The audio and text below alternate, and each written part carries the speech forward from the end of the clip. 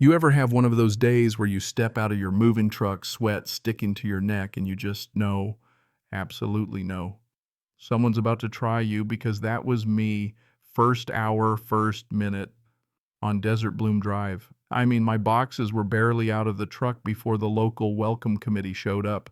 Except instead of cookies or a hi neighbor, I got a showdown that would make Judge Judy pull up a chair. Yeah, welcome to Scottsdale.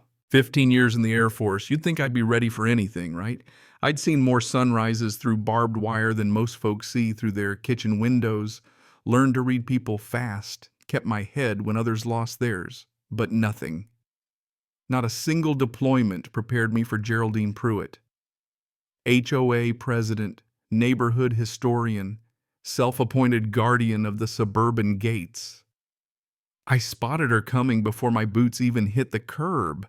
A tall woman, hair lacquered like armor blouse buttoned to her chin, and an expression like she'd just caught me robbing the mailboxes. Her heels hit the pavement like a gavel. "Excuse me," she barked, every syllable slicing through the Arizona heat. My sister Keisha froze mid-step, box in hand, eyes wide me. I just set my own box down, wiped my palms, and met Geraldine's stare head on. "I'm moving in," I said, trying to keep my tone easy. "This is my home." She snorted, told me that was impossible. She knew. "Everyone here! She's the HOA president. I must be mistaken." That's when it hit me. I was about to spend my first hour as a homeowner on trial right there in my own driveway.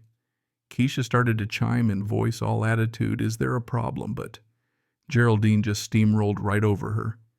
"If you don't belong here, I will call the police." Like that. She hadn't even bothered to ask my name yet. Just saw someone she didn't expect and decided, nope, not today. But I've seen confrontation before. I took a breath, felt that old discipline settle in, and told her flat out, "I belong here. You'll see that soon enough." Geraldine, though, she's the kind who doubles down when she feels the ground shifting under her feet. She pulled out her phone and started dialing right there in front of God and half the neighbors, like I was some sort of intruder, instead of the woman who'd just signed the closing papers. Keisha leaned close and muttered, "Is she serious?" Oh, she was serious. So there we were, stuck in a standoff. Geraldine standing sentry at the end of my drive phone, clutched like a badge, eyes never leaving me. Neighbors peeked through blinds. A kid on a bike did a slow loop. A man watered his grass but never took his hand off the hose. Every move I made, every box I carried felt watched. "You're interfering with a community that has strict oversight," she snapped. I set my box down again, heart pounding but voice steady. "The house is mine. I've got the papers, the keys, everything." She demanded documentation right there like she was Border Patrol. I reached into my pocket, dangled the keys. "This is all the proof I need today. The rest is in my car."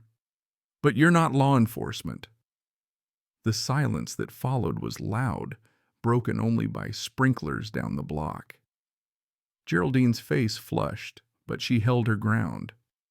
"I've lived here 32 years, overseen every transaction. I know who belongs.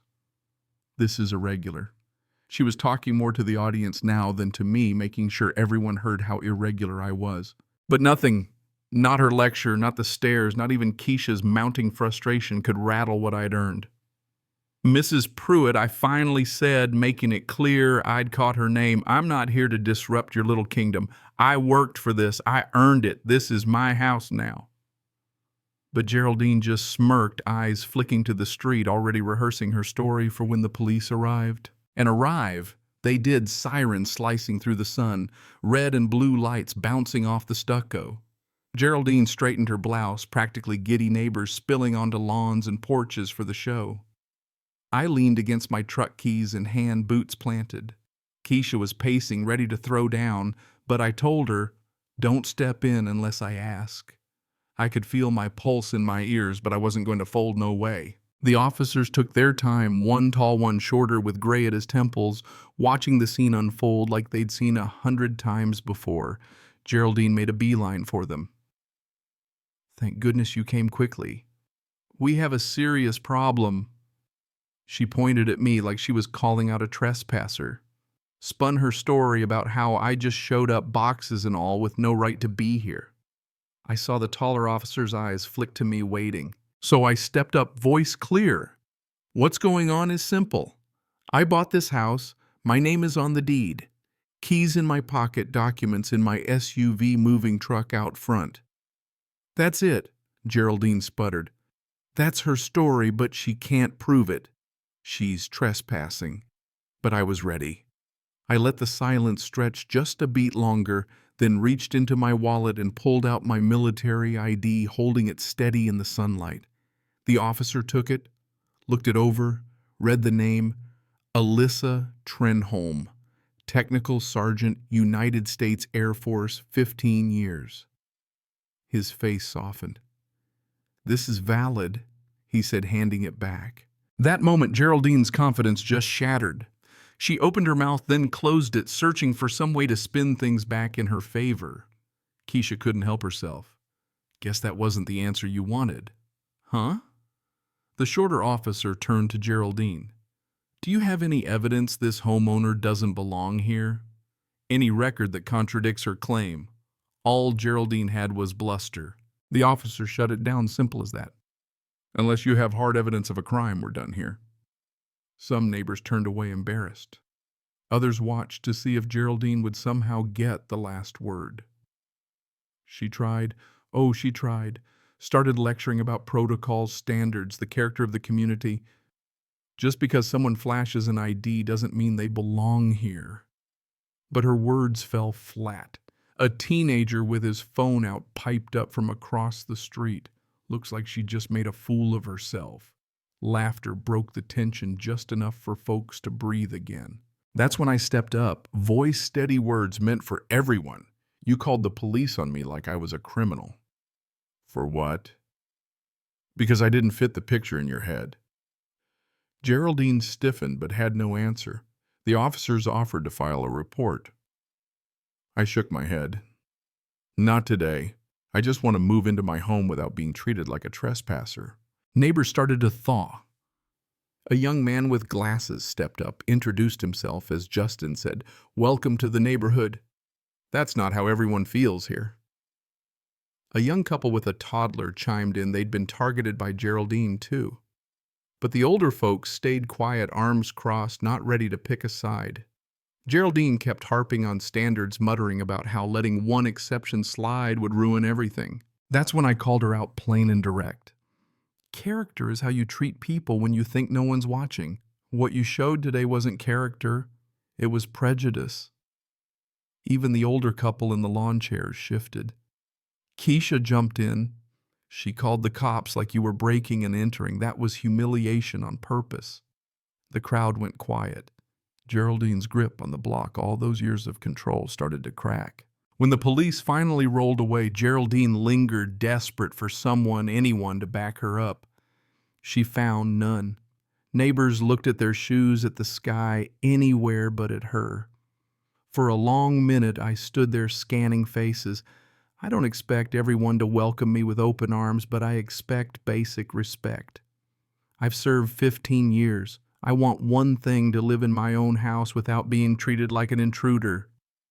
A few murmured agreement. The teenager with the phone finally whispered, "She's right." Even Geraldine looked like she might crumble, and then real community showed up. Justin and his wife came over, offered to help carry boxes. The young couple brought their toddler and a smile. Even the kid with the phone put it down and grabbed a box. Slowly, laughter filled the house, stories traded hands with the furniture, and Keisha bossed everyone around like we were on a mission. For all Geraldine's talk about standards, this was the real heart of Desert Bloom, people showing up, lending a hand, making space. That night, as I unpacked photos, my squadron, my parents, the places I'd called home, I realized this was just the first battle. Geraldine wasn't gone. The next morning, coffee in hand, Keisha teased me, "You still want to do this today? If I stop now, it'll feel like she won something I said." That house was mine. I was going to fill it even if it took until midnight. And sure enough, the next day, Justin knocked on my door, plate of breakfast in hand, said, "We just want you to know you're not alone." I took it. Felt something crack open. Not everyone understood, but enough did. I know there'll be more fights, more meetings, more memos, more side eyes from behind closed blinds, but after what happened that first day, things were different. Geraldine's power wasn't what it used to be. Folks had seen the truth, and once you see it, you can't unsee it. So if you take anything from my story, never let someone else decide your worth. Stand firm, demand respect, and when you see injustice, speak up. That's how change starts. And honestly, I want to know, have you ever faced something like this? Had to prove yourself where you should have already belonged? Drop your thoughts below.